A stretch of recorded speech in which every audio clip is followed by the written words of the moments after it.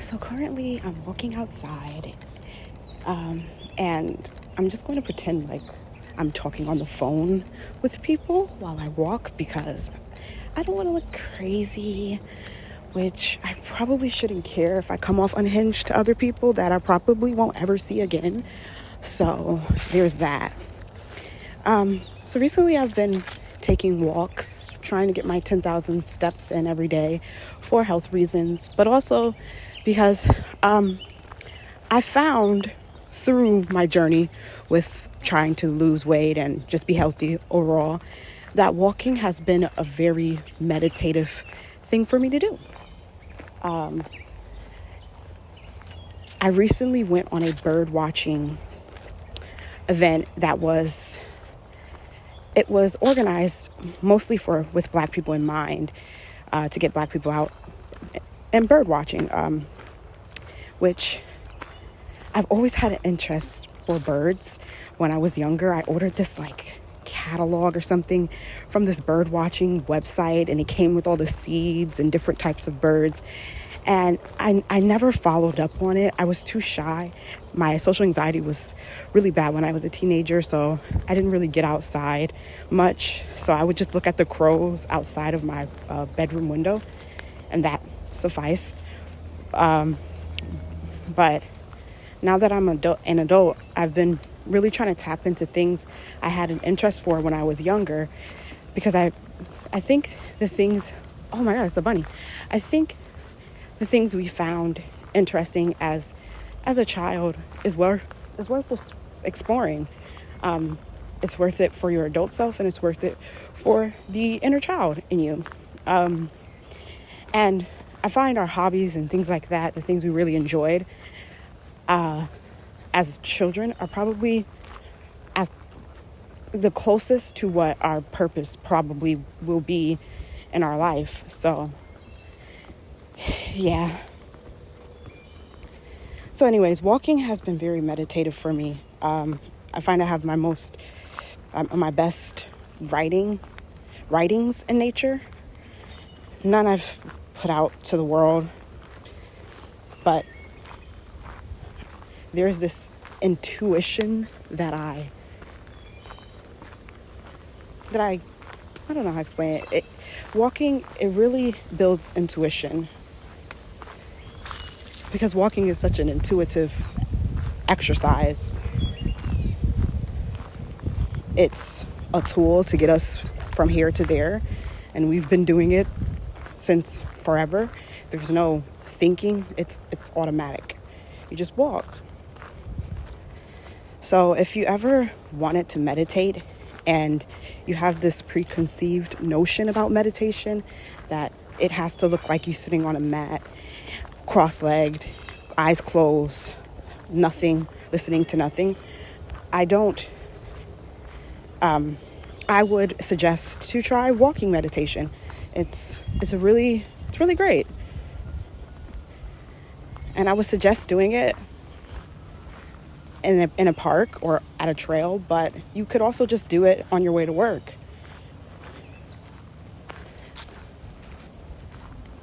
I'm someone who kind of likes ASMR, so all the sounds, even, everyday normal street sounds, if you live in a city type of environment, it can be peaceful if you really detach from the noise and just are listening to it as noise and nothing else. We identify too much with noise. We personify it. And in turn, we get very angry at noise, especially if you live in a city. We act as if noise is a personal affront to our senses, which, as someone who might possibly be autistic, or might be on the spectrum, I'm very sensitive to noise. I don't like loud, sudden noises, but even I've found an appreciation for noise.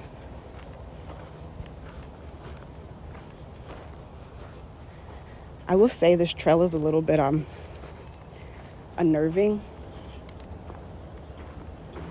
as I'm alone. I guess I'm not alone. I'm speaking to you. So, yeah, I'm taking the time to just like explore the sites, shooting some videos while I'm here. But yeah, this is a voiceover video, or a voiceover, because, I want to really capture the ambience of a walk in the park. I've had this idea about creating a podcast that's, two people walking through the through a park or a trail, and just sharing our thoughts about whatever comes to mind.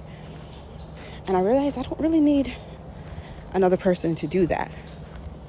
I mean, you're here, but I don't really need another person to do that. I could walk by myself. And, me being femme presenting, a woman, oh, this is blocked off here.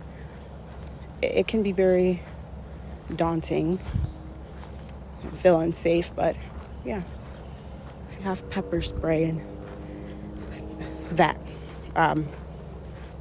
you'll be fine. I don't take my words as like, go walk by yourself at night. I don't recommend anyone to do that. I also don't really recommend anyone to walk alone in a park, especially one that's pretty big. But I live life on the edge.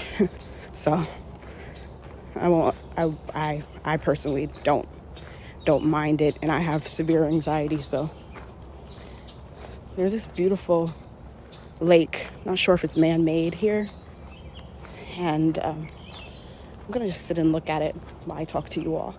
So allow me a moment.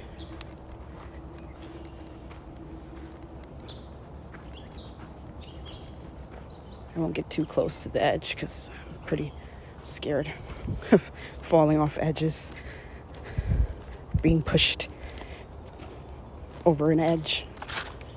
It's actually not that tall. I'd probably just re-break my wrist, which, if you don't know, I've broken my wrist.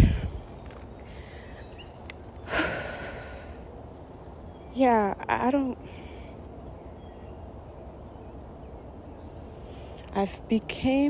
I'm becoming reserved with the idea that I might not ever figure life out. That's okay. I'm not sure if humans are supposed to figure life out. Yes, we're curious creatures with an innovative nature for survival reasons, but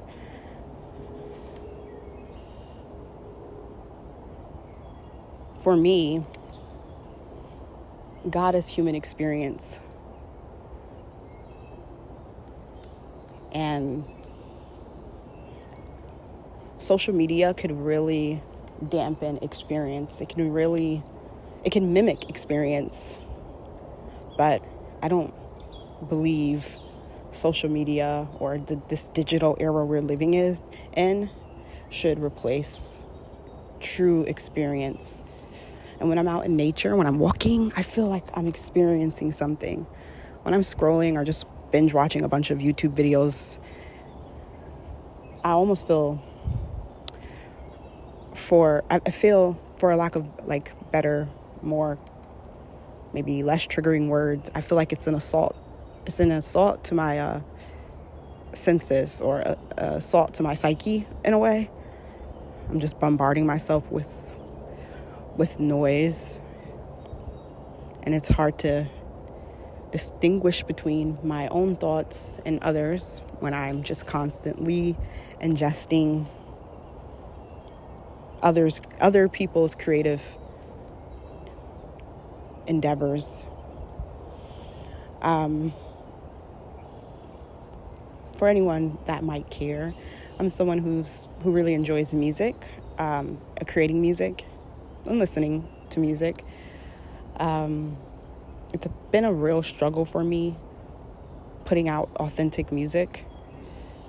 Since music is something I hold so dear to me, I've been really just holding it to myself and protecting it, only putting out little clips of my music onto Instagram and once here, mostly because I'm a little insecure about my music, my skill level within music.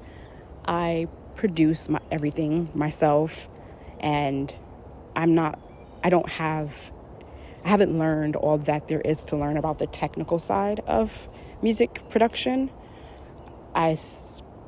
When I create music, it's purely experimental and ear only. Like I've never learned music theory or anything like that. I probably eventually will on my own terms. Most likely not under the in the education system. I probably won't ever go to college for music creation or learning music theory. I don't with the internet, which the internet is a beautiful tool when used correctly. With the internet, I could learn all that I need to learn about the technical side of music production, and I've dabbled in it. I've watched a couple tutorials that have helped me on the way, have helped me to learn the DAW that I use, which is Ableton. But I say all that to say, there's still a perfectionist in me that hungers for an absolute.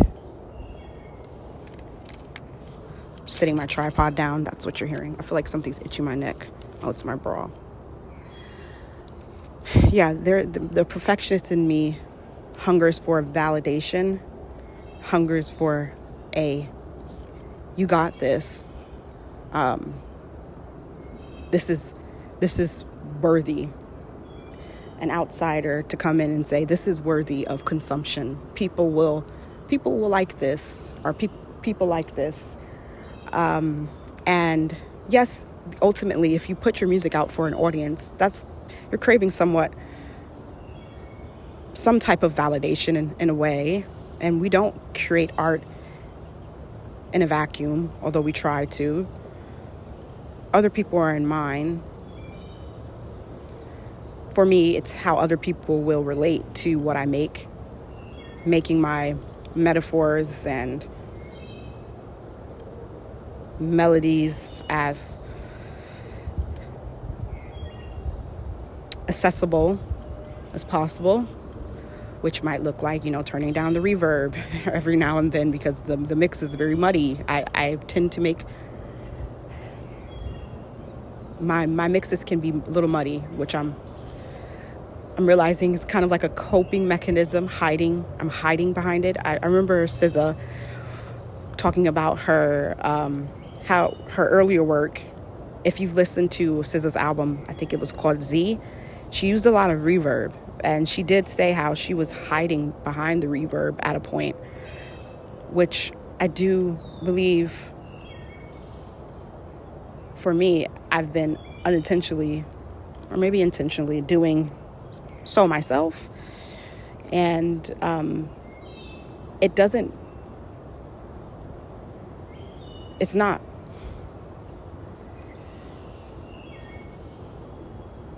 I was going to say pure, but purity is another beast I struggle with. It's another form of perfectionism in a way. So, but there's this want for me to hide. I like to go unnoticed as someone with anxiety, and putting out any type of art is the antithesis of hiding. You're quite literally bearing your soul for other people to dissect and, not to sound pretentious, which I've also feared that coming off as pretentious, like, the way people perceive Cole Sprouse. Like, I really struggle with trying not to come off as pretentious, which is another way of me trying to control other people's perception of me, and not trusting my own motives. I trust that I'm not someone who speaks to be perceived in any way. Or when I speak, I don't aim to conceal any parts of me. And maybe vulnerability can come off as pretentious in a world that's not used to it. They're more used to like a curated vulnerableness, or a algorithmic vulnerability, which I myself have fallen. I've fallen victim to that want to to create with algorithms in mind. And the algorithm was supposed to be for us, but now it seems that we are slaves to the algorithm. It's the other way around. I'm just trying to blend nature and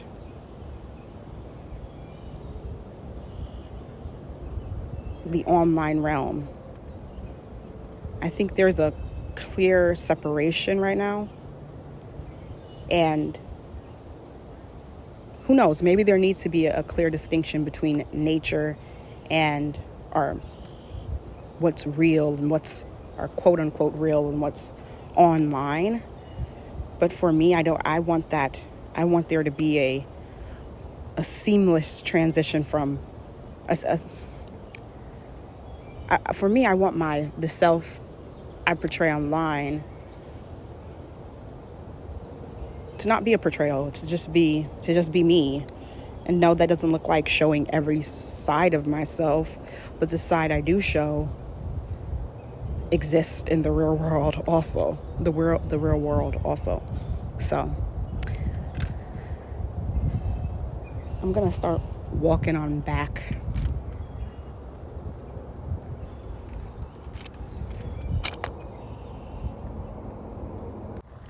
So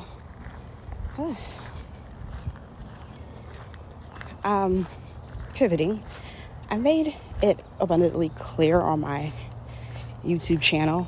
Maybe not abundantly clear, but I've hinted at the fact that I myself was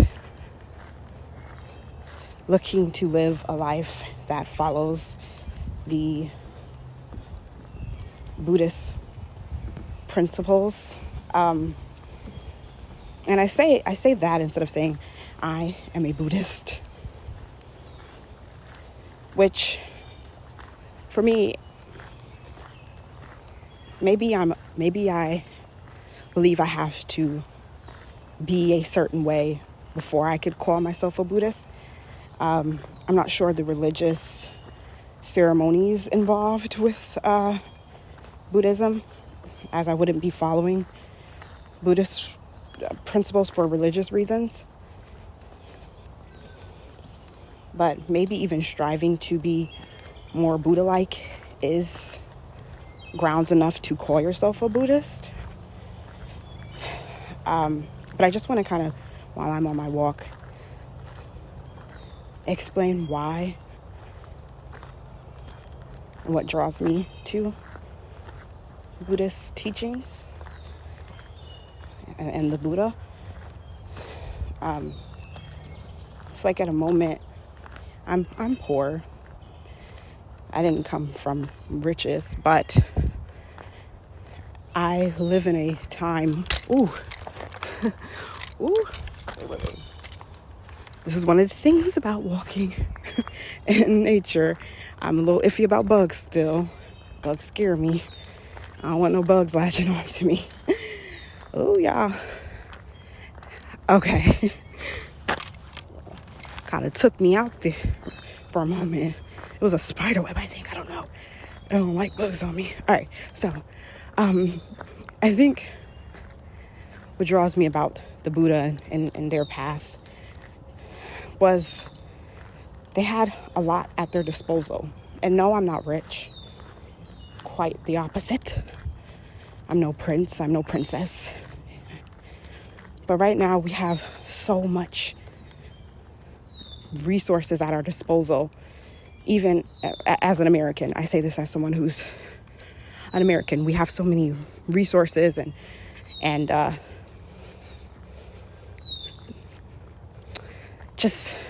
so many resources at our disposal. I don't want for food. I don't want for entertainment, to a point where it might be too many materialistic, worldly possessions I have, even as someone who lives below the poverty line. And the Buddha, he had everything one would need as far as materials go, but still craved something more. And in his story, he's locked away by his parents to kind of insulate him from his destiny to become a great spiritual leader. But I think we're all kind of locked away in our own palaces with seemingly all that we need for our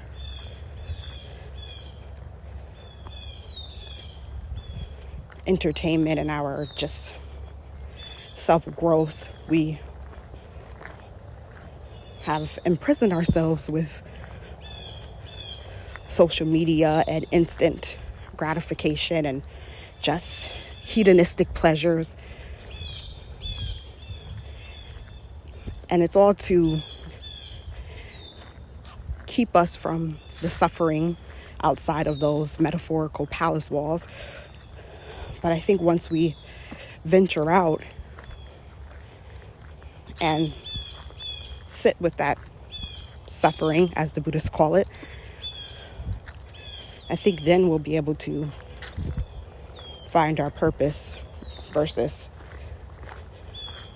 trying our best to distract away from it, even if it's subconsciously, or you don't even realize that's what you're doing when you're on the internet scrolling and consuming other people's thoughts and successes, or what they view as success.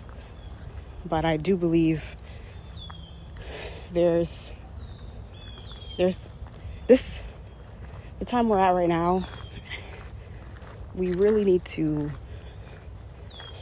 venture outside of our palace walls.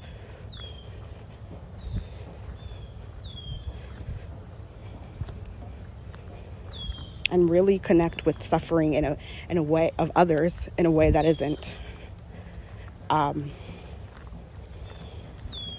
insulated. Because right now, even political movements and things that are strictly online, they have their place, but